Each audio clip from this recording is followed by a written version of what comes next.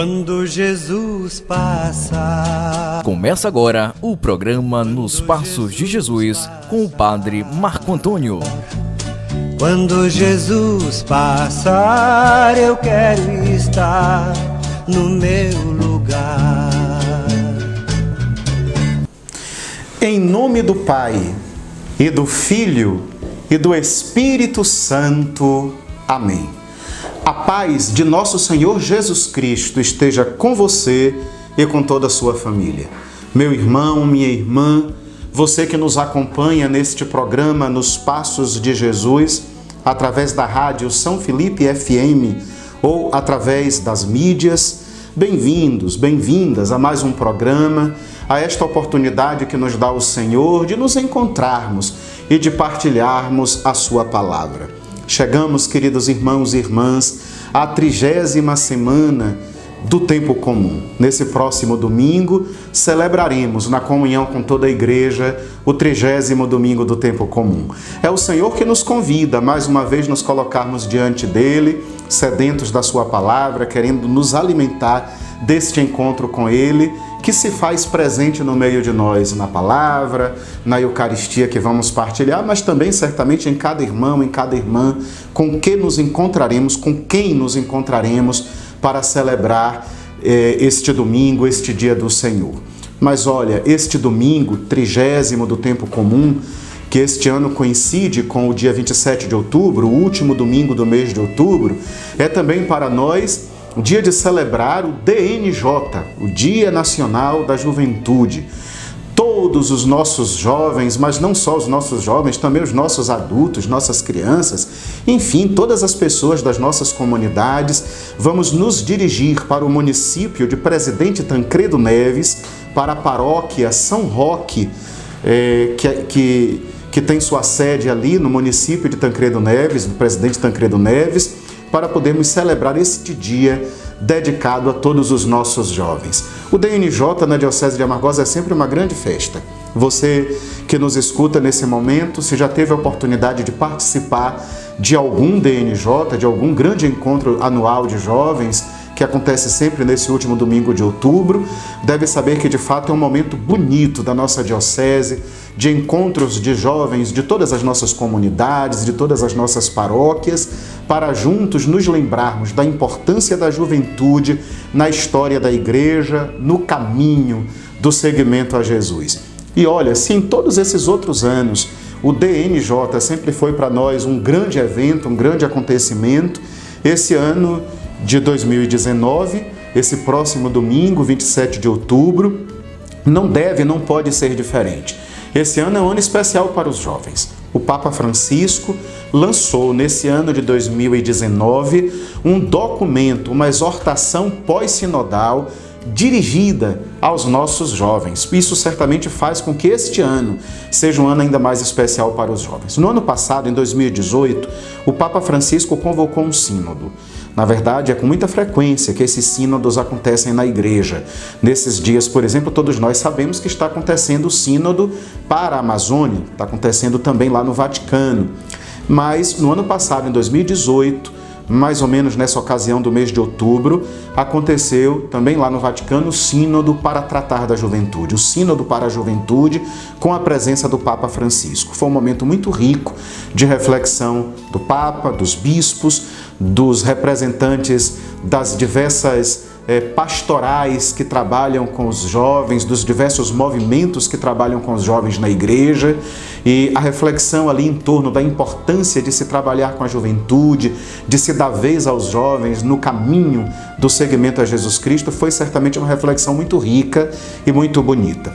Como acontece normalmente nestes sínodos, depois que o sínodo se fecha, depois que ele se conclui, o Papa costuma lançar um documento que se chama documento pós-sinodal, exortação pós-sinodal, exatamente porque ela conclui, ela aparece depois do sínodo. Ou seja, o Papa reúne as reflexões feitas no sínodo e nos apresenta então a sua palavra, a palavra oficial da igreja para aquele determinado assunto. Depois do sínodo com a juventude, do sínodo que tratou da juventude, o Papa lança então a exortação pós-sinodal Christus Vivit, Cristo vive, na verdade. Essa expressão em latim, ela é própria de todo documento oficial da Igreja. Normalmente todo documento do Papa, ele sai com este nome em latim, que costuma ser sempre a primeira frase, as primeiras palavras do Papa naquele documento. Portanto, este documento dos jovens se chama Christus Vivit ou Cristo Vive. Podemos dizer muitas coisas deste documento. Aqui não teríamos tempo de esgotá-lo, de tratar de todas as minúcias do que o Papa diz aí nesse texto tão bonito dirigido aos jovens, mas ele começa nos dizendo que preocupar-se com a juventude, preocupar-se com os jovens nesta história da Igreja não é coisa nova. E a Igreja sempre teve um olhar para os jovens, e este olhar, ele mesmo antes ainda da Igreja, desde o tempo da Sagrada Escritura, desde o tempo do Antigo Testamento, ele já existia. O Papa faz nesse documento um resgate bonito de como a gente, tomando nas mãos os livros do Antigo Testamento, a gente vai vendo aí de modo muito forte a presença da juventude na vida da própria história do povo de Deus, na própria história da salvação. O Papa nos lembra de José do Egito, aquele jovem ainda adolescente que foi preservado por Deus, escolhido por Deus para ser sinal da salvação do seu povo, para a vida daqueles que saíram de sua terra e foram para o Egito em busca de vida melhor. O Papa lembra a história de Samuel, do rei Davi. Então tem muita coisa bonita e muitos personagens jovens que nos são lembrados pelo Papa no documento, que foram chamados por Deus, com quem Deus contou. Muitos profetas, o profeta Jeremias, que ele mesmo se definia ainda como muito jovem, muito novo, que nem sequer sabia falar, mas o Senhor chama também, Deus chama Jeremias a ser profeta. No Novo Testamento não é diferente.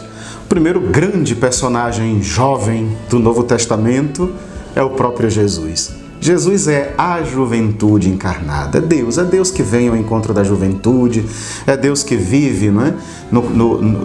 A vida de um jovem, no meio dos jovens, no meio das crianças, dos idosos também, mas ainda muito jovem, compreende a missão que o próprio Pai do Céu lhe dá e entrega-se verdadeiramente ao cumprimento dessa missão, sendo para todos os jovens, e não só para os jovens, mas para toda a humanidade, verdadeiro modelo de vida humana, daquilo que o Pai do Céu quer que seja a vida de todo ser humano, e especialmente dos nossos jovens e das nossas jovens. E quantos outros tantos jovens se encantaram pelo testemunho também de Jesus. Alguns se tornando seus discípulos. Podemos aqui lembrar de João Evangelista, era um dos apóstolos e o apóstolo mais novo de Jesus. Podemos nos lembrar de outros jovens que também foram ao seu encontro. Podemos nos lembrar até mesmo daqueles jovens que não permaneceram no seguimento a Jesus, mas que pelo menos se sentiram também tocados e foram capazes de ser provocados pelo ensinamento de Jesus, como é o caso do jovem rico, que foi lá perguntar a Jesus o que é que ele devia fazer para possuir a vida eterna, mas não foi capaz da perfeição que Jesus apontou para ele, que seria deixar a sua riqueza para se colocar no seguimento a Jesus. E o que dizer das parábolas de Jesus? Quantas parábolas bonitas em que a figura dos jovens também aí aparece. Talvez a mais bonita delas, a mais completa, a mais conhecida, a parábola do pai misericordioso, daquele pai que tinha 2 filhos e aqueles filhos, cada um do seu jeito, precisando aprender a misericórdia, o amor e a fidelidade do pai. Era o jeito que tinha Jesus certamente de chamar a todos, e especialmente os jovens, para o seguimento a ele, para o seguimento ao reino. A história da igreja, irmãos e irmãs, está cheia de exemplos bonitos de jovens também que dedicaram a sua vida ao próprio Jesus Cristo, ao seguimento, à configuração a Jesus Cristo. O mundo que a gente vive hoje é um mundo em mudança, e eu não preciso dizer muita coisa sobre isso, porque certamente você que me escuta, sobretudo você tem um pouquinho mais de idade, sabe reconhecer isso, como nesses últimos anos, nessas últimas décadas, o mundo tem mudado assustadoramente. A nossa juventude hoje, ela não é a mesma juventude mais da minha época, da época de tantos outros que possam ter a minha idade ou que sejam até um pouco mais velhos do que eu. E nós não temos nenhuma intenção de ficar no saudosismo, de ficar querendo que os nossos jovens de hoje voltem a ser como eram os jovens de antigamente. Isso não vai acontecer, o tempo que a gente vive hoje é outro, as realidades são outras, não é? A sociedade em si é outra, mas mesmo em meio a esta realidade hoje tão diferente em que nós vivemos, é importante nos darmos conta de que a igreja precisa e quer continuar tendo um olhar privilegiado para os jovens, que a igreja precisa continuar fazendo dos jovens uma grande e verdadeira prioridade, encontrando caminhos para evangelizar a juventude, para acolher a juventude, para envolver a juventude no seguimento a Jesus. E o Papa Francisco nos diz nesta exortação coisas muito bonitas nesse sentido. Os jovens, para o Papa Francisco, não são sujeitos apenas da evangelização, são antes de tudo protagonistas. Eles é que com sua criatividade, com seu jeito despojado, bonito, diferente de ser, são chamados a ser os próprios evangelizadores dos jovens.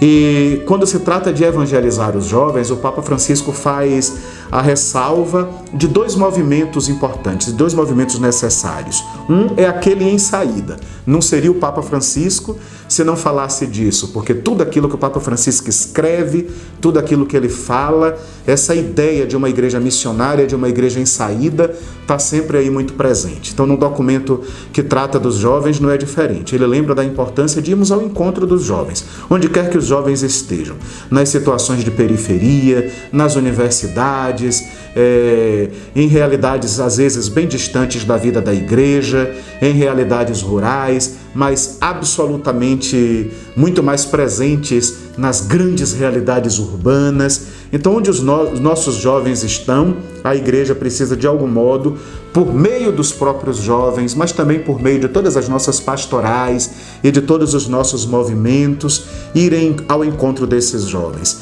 E quando vamos ao encontro desses jovens, qual o grande convite que nós temos para fazer-lhes? O mesmo de sempre. Aquele mesmo que Jesus também um dia fez àqueles jovens discípulos. Vinde e vede, venham a mim, venham caminhar comigo. Esse é o convite feito um dia por Jesus e que a igreja ainda hoje continua fazendo a todos os jovens.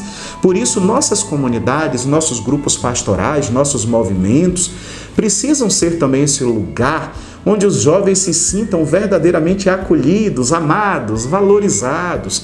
E isso é uma missão muito séria e importante que todos nós juntos precisamos verdadeiramente enfrentar. A igreja de hoje, a igreja deste mundo em que nós hoje vivemos, precisa ser uma igreja que saiba acolher ainda mais e melhor os jovens e conviver também mais e melhor com estes jovens. Eu quero encerrar essa pequena reflexão sobre esse documento do Papa Francisco, o Christus Vivit, lendo um pequeno trecho do próprio documento. E é exatamente o trecho inicial. São as primeiras palavras do Papa. Vejam como elas são profundas e como elas nos ajudam bem a entender o que a igreja propõe para os jovens e o que ela espera que os nossos jovens acolham. Cristo vive. É Ele a nossa esperança e a mais bela juventude deste mundo.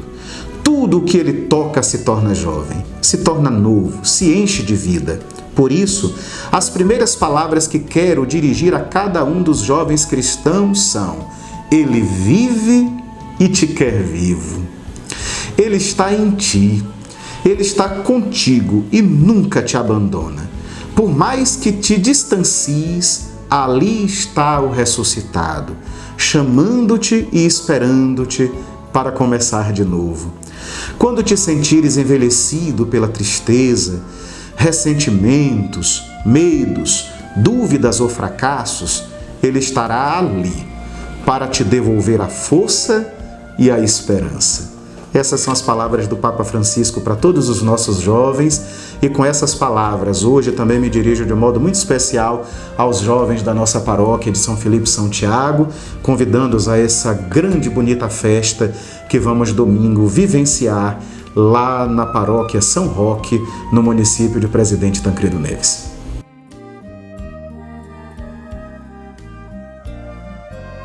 Então, queridos irmãos e irmãs, continuando o nosso programa Nos Passos de Jesus, somos chamados agora a nos alimentar da escuta atenta da Santa Palavra de Deus, especialmente do Evangelho, que marca este 30º domingo do tempo comum.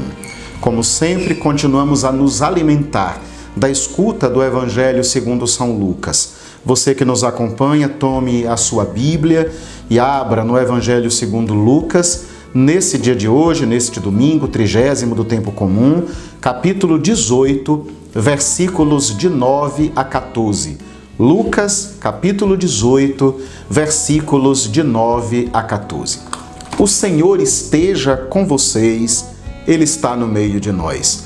Proclamação do Evangelho de Jesus Cristo, segundo Lucas. Glória a vós, Senhor. Naquele tempo, Jesus contou esta parábola para alguns que confiavam na sua própria justiça e desprezavam os outros. 2 homens subiram ao templo para rezar. Um era fariseu, o outro cobrador de impostos. O fariseu, de pé, rezava assim no seu íntimo: ó Deus, eu te agradeço porque não sou como os outros homens, ladrões, desonestos, adúlteros, nem como este cobrador de impostos. Eu jejuo 2 vezes por semana e dou o dízimo de toda a minha renda. O cobrador de impostos, porém, ficou à distância e nem se atrevia a levantar os olhos para o céu, mas batia no peito, dizendo: meu Deus, tem piedade de mim, que sou pecador. Eu vos digo, este último voltou para casa justificado, o outro não. Pois quem se eleva será humilhado, e quem se humilha será elevado. Palavra da salvação. Glória a vós, Senhor. Queridos irmãos e queridas irmãs, sem sombra de dúvida, esta parábola hoje contada por Jesus não é uma parábola de difícil entendimento. Há certas parábolas contadas por Jesus que certamente exigem um pouco mais de esforço da nossa parte de compreender o recado, o sentido daquele recado que Jesus quer dar. Não é o caso desta parábola de hoje. Ela é de fato uma parábola muito fácil. Jesus fala de 2 homens que vão rezar e 2 homens que rezam de um jeito bem diferente. Um com muita arrogância, se sentindo melhor, superior, e o outro com muita simplicidade, com muita humildade, reconhecendo os seus pecados e necessitado da misericórdia de Deus. Mas para a gente, de fato, compreender melhor essa história, vamos olhar para quem são esses 2 homens. De um lado nós temos o fariseu. Ele pertence ao grupo religioso, a um grupo religioso do tempo de Jesus, que é o grupo dos fariseus. Portanto, um homem praticante da religião judaica, um homem que estava constantemente no templo, que fazia as orações, que participava do culto, que cumpria todas as exigências da lei, e ele próprio na sua oração ressalta isso, que ele dá o dízimo, que ele faz todas as orações, não é? Que ele cumpre todos os preceitos, e ele não está mentindo não, porque isso era próprio mesmo do grupo dos fariseus, esforçar-se e cobrar-se muito de si para cumprir todos os mandamentos e todas as exigências da lei. A grande questão desse homem é que ele pensa que por isso, porque ele cumpre todas as exigências da lei, ele é melhor. O grande problema desse homem é que ele pensa que isso lhe dá o direito de se sentir superior aos outros e de olhar com desdém para aquele outro personagem, para aquela outra figura que lá está. Quem é aquele outro homem? Aquele outro homem é um cobrador de impostos. É um homem cuja profissão lhe põe a serviço do Império Romano. E por isso mesmo, não era bem visto pelos fariseus e pelos judeus de um modo geral. Os judeus costumavam olhar para os cobradores de impostos com muito desdém também. Não gostavam dos cobradores de impostos e consideravam os cobradores de impostos pecadores públicos ou publicanos, como muitas vezes eles chamavam esses pecadores. Ou seja, eles eram pecadores cujos pecados todo mundo conhecia. E o grande pecado deste homem, na visão de toda aquela sociedade, era exatamente o fato de ser um cobrador de impostos. Era ter como profissão cobrar os impostos para o Império Romano. Por isso, sempre olhado de cima para baixo. As pessoas olhavam para ele como se ele fosse inferior, como se ele fosse ruim. esse homem também vai ao templo rezar. Por coincidência, na parábola contada por Jesus, os dois chegam juntos. O fariseu, por se sentir superior, por se sentir melhor, por achar que ele está em dias com as exigências da própria religião judaica, ele marcha até a frente, ele vai até perto do altar das orações, e lá diante de Deus ele se põe então em oração, e sua oração é uma oração prepotente, é uma oração de quem de fato se sente melhor. Muito obrigado, Senhor, porque eu faço tudo o que precisa ser feito e não sou como aquele outro que está lá atrás na porta do templo, aquele que não é digno nem sequer de entrar. O cobrador de impostos, ele tem consciência das suas limitações, ele tem consciência das suas fraquezas. O cobrador de impostos só sabe bater no peito e pedir misericórdia a Deus e pedir perdão a Deus. Jesus conclui esta simples parábola de um jeito muito intrigante, desafiador. Jesus conclui essa parábola dizendo que quem voltou para casa justificado, ou seja, quem voltou para casa perdoado, acolhido por Deus, foi aquele que todo mundo achava que não era merecedor dos olhos misericordiosos de Deus. Quem voltou para casa justificado foi o cobrador de impostos. O outro, o fariseu, voltou para casa carregando consigo mais um pecado, além dos muitos que certamente ele já tinha. Volta para casa levando com ele agora também o pecado da arrogância. Queridos irmãos e irmãs, o pecado daquele fariseu, tenhamos cuidado, porque pode ser também o nosso.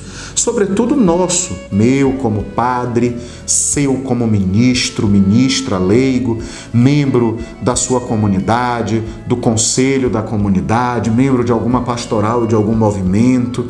Será que nós também não somos tentados a isso? A nos acharmos superiores, a nos acharmos melhores, porque estamos mais presentes na vida da igreja, porque estamos dentro da igreja? Pode ser que também a gente olhe para as outras pessoas que não participam com a mesma intensidade que nós participamos, como se essas pessoas fossem inferiores, como se essas pessoas fossem mais pecadoras do que nós. Nós somos dignos, elas não. Tenhamos cuidado com isso, porque quando agimos assim, também estamos caindo nesta mesma tentação farisaica, a tentação da arrogância, a tentação de nos achar, de nos sentir melhores.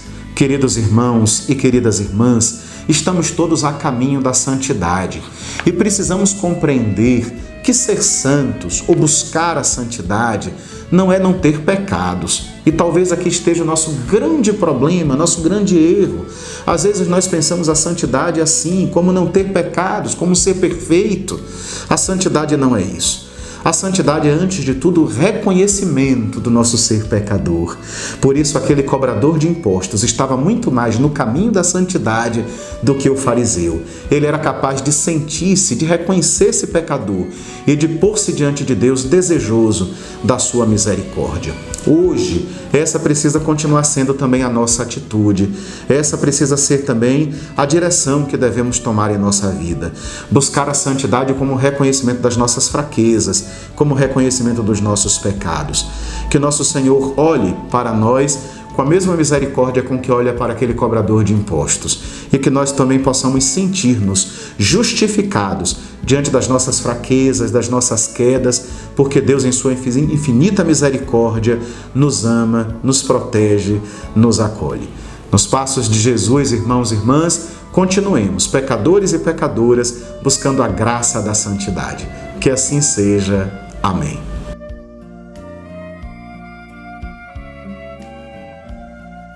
Então, queridos irmãos e irmãs, caminhando já para o encerramento de mais um programa Nos Passos de Jesus, nós queremos ainda lembrar que esta semana que estamos nesses dias encerrando foi para nós, clero de Amargosa, presbitério de Amargosa, uma semana muito importante, muito rica. Foi a semana de formação do nosso clero diocesano. Da segunda-feira até exatamente ontem, quinta-feira, estivemos nós padres reunidos em Amargosa com o nosso bispo Dom Valdemir, numa semana intensa de formação, e de modo muito especial sobre a iniciação à vida cristã e o catecumenato de adultos, ou seja, o acompanhamento catequético e sacramental daqueles adultos. E quando dizemos adultos, estamos falando de quem já tem de 13 anos acima, que não receberam o sacramento do batismo enquanto crianças, enquanto recém-nascidos, e agora, uma vez já crescidos, já adultos, estão pedindo à igreja os sacramentos da iniciação cristã: batismo, crisma e eucaristia. A igreja tem um jeito especial, diferente, de acompanhar estes adultos, que se chama de catecumenato. É um processo catecumenal, um caminho, um itinerário catecumenal, muito bonito, muito significativo. E nós estávamos então com o nosso bispo e todo o nosso clero nesses dias estudando este caminho, aprofundando essa experiência catecumenal, para que ela não só nos ajude a acompanhar esses adultos que estão a caminho dos sacramentos da iniciação cristã, mas nos ajude a iniciar e reiniciar na fé todos os nossos irmãos e irmãs, ministros, membros dos nossos conselhos, crianças, jovens, adolescentes que estão aí em nossas catequeses, enfim, que toda a nossa comunidade possa ser de verdade uma comunidade que faça esta experiência, esse itinerário, né, de seguimento a Jesus Cristo, de conversão do coração, de encontro pessoal com Ele. Finada, então, terminada esta semana de encontro, de formação do clero, tão significativa, nós retomamos, todos nós padres, as nossas atividades, também eu aqui na nossa paróquia de São Filipe São Tiago, a partir de hoje, sexta-feira, retomamos o nosso caminho, nossas celebrações, enfim, a nossa agenda. Quero então convidar a todos para ainda hoje, nesta sexta-feira, às 19 horas, a missa na comunidade do Sapezinho. Então você que é da comunidade do Sapezinho, você que é vizinho ou vizinha da comunidade do Sapezinho, não se esqueça então de que hoje, daqui a pouco, às 19 horas, nós teremos missa lá na comunidade do Sapezinho. Amanhã, sábado, nós teremos missa às 17 horas na comunidade do Araçais, portanto uma comunidade um pouquinho distante aqui da sede do município, mas que também faz parte da nossa rede de comunidades, uma comunidade muito amada, muito querida, a comunidade do Araçais. Se Deus quiser, às 17 horas de sábado, nossa missa aí com esta comunidade do Araçais. Logo depois, às 19 horas do mesmo sábado, amanhã, missa também na comunidade da Vila Caraípe.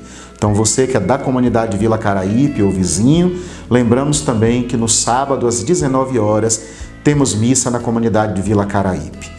No domingo, dia 27 de outubro, nosso primeiro grande compromisso, todos nós já sabemos, é o nosso DNJ. Quem não puder ir participar lá no município de Tancredo Neves, do DNJ, não esqueça de acompanhar, então, através da Rádio Clube. A missa, às 10h30 da manhã, será transmitida pela Rádio Clube e, certamente, em outros momentos, alguns flashes também serão transmitidos. Aliás, é bom a gente ressaltar que a paróquia São Roque de Tancredo Neves tem também uma bonita equipe de PASCOM, de Pastoral da Comunicação.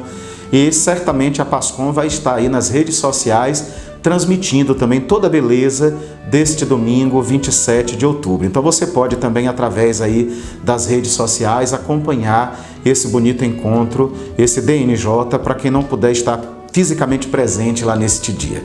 Mas no finalzinho do dia eu estarei de volta para que às 19 horas nós tenhamos a nossa missa dominical.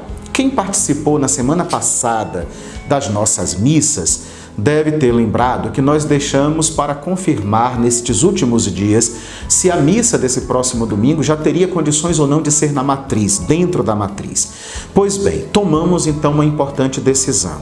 A missa do domingo, dia 27, do 30º domingo do tempo comum, ainda não será na nossa igreja matriz. Depois da imunização, ela se encontra ainda com um cheiro muito forte e para evitar qualquer tipo de reação alérgica de quem quer que seja, a gente vai preferir ainda no domingo manter a igreja trancada e a nossa missa será campal. Nós vamos montar o presbitério no nosso coreto e a missa será então celebrada na praça, no largo da igreja matriz. Então a gente pede que você divulgue essa notícia, que todo mundo que vier para a missa venha sabendo então que nós vamos no próximo domingo às 19 horas celebrar a nossa missa aqui na praça da Igreja Matriz, com o presbitério montado no coreto, sem grandes estruturas, numa coisa mais simples. Vamos espalhar algumas cadeiras, sobretudo para as pessoas mais velhas, mas é então desse jeito ainda improvisado que nós vamos celebrar o nosso 30º domingo do tempo comum. Pedimos a compreensão de todos, mas esse pequeno transtorno é para que nós possamos de verdade continuar aí o nosso trabalho de restauração da nossa igreja. E pedimos não só a compreensão, mas a divulgação dessa notícia. Divulguem aí para os seus amigos, vizinhos, outros familiares, parentes e convidem todo mundo para que domingo nós então às 19 horas na praça celebremos juntos a nossa Santa Eucaristia. Agora sim, então, dados esses avisos, queremos abraçar a todos os que têm nos escutado, os que têm feito alguns comentários nas redes sociais a respeito do nosso programa. Queremos pedir que você continue divulgando para que outras pessoas possam também ouvi-lo, para que outras pessoas possam acompanhá-lo, para que esta experiência de caminhar nos passos de Jesus possa de verdade ajudar a todos nós nesse processo de conversão da nossa vida e de preparação do nosso coração, sobretudo para a celebração dominical. Continuamos a lembrar aos nossos ministros e ministras, sobretudo aos ministros da palavra, a importância de sempre estarem escutando este programa, acompanhando estas reflexões. Sei que ela não é o único modo, há muitas outras reflexões que podem nos ajudar, mas nós só queremos oferecer mais este instrumento que ajude os nossos ministros a também prepararem as suas reflexões em nossas celebrações dominicais para as nossas comunidades. Vamos então agora, depois dessas recomendações e desses avisos, pedir de verdade a bênção e a graça de Deus sobre todos nós, sobre todas as nossas famílias. Rezemos pedindo a nosso Senhor que nos dê a graça de um final de semana abençoado, santificado. Rezemos a nosso Senhor pelo nosso Dia Nacional da Juventude, que todos os nossos jovens possam ir e voltar em paz, cheios de alegria e evangelizados.